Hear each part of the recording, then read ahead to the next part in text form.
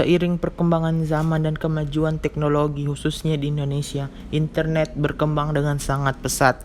Hal ini bisa kita lihat dari penggunaannya yang semakin meningkat dan menjangkau semua kalangan, bahkan sudah merambah ke pelosok desa.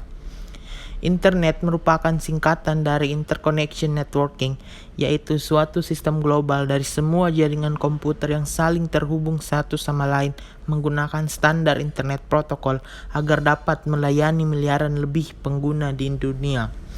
Proyek internet pada awalnya hanya untuk kebutuhan Departemen Pertahanan Amerika yaitu ARPANET, Advanced Research Project Agency Network. Pada saat itu militer membuat sistem jaringan komputer yang terpencar dengan cara menyambungkan beberapa komputer di wilayah-wilayah penting untuk mencegah terjadinya masalah ketika terjadi serangan dan untuk menghindari terjadinya informasi terpusat.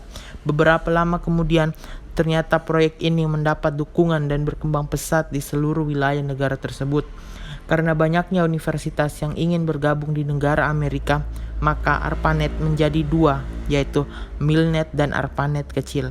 MILNET khusus pengguna militer, sedangkan ARPANET digunakan untuk pengguna non-militer, seperti sekolah-sekolah universitas yang akan bergabung.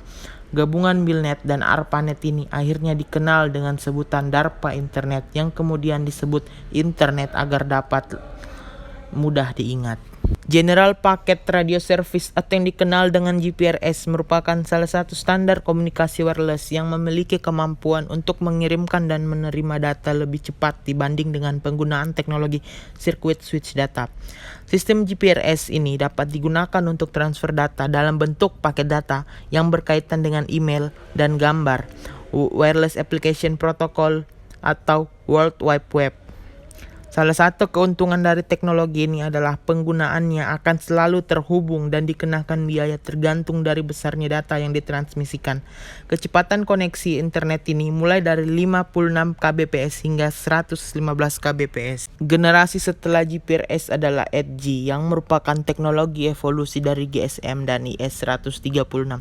Tujuan pengembangan teknologi baru ini adalah untuk meningkatkan kecepatan transmisi data, efisiensi per spektrum, dan memungkinkannya penggunaan aplikasi-aplikasi baru serta meningkatkan kapasitas. Walau disebut evolution, sinyal 8G tidak begitu cepat dengan data transfernya. Kecepatan data transfer sinyal 8G ini antara 120 kbps sampai dengan 384 kbps. Pada iPhone generasi awal, sinyal 8G adalah jaringan tertinggi yang bisa dipindah. Walau agak lambat, namun sinyal 8G ini tidak terlalu menjemukan dibandingkan sinyal GPRS. Third Generation Technology atau yang dikenal dengan jaringan 3G berupa standar International Telecommunication Union yang diaplikasikan pada ponsel serta digunakan untuk perkembangan teknologi telepon nirkabel. Dengan teknologi ini, pengguna telepon seluler mempunyai akses lebih cepat ke internet sampai 384 KB per detik. Koneksi jaringan terakhir yaitu 4G LTE yang kita gunakan sampai sekarang.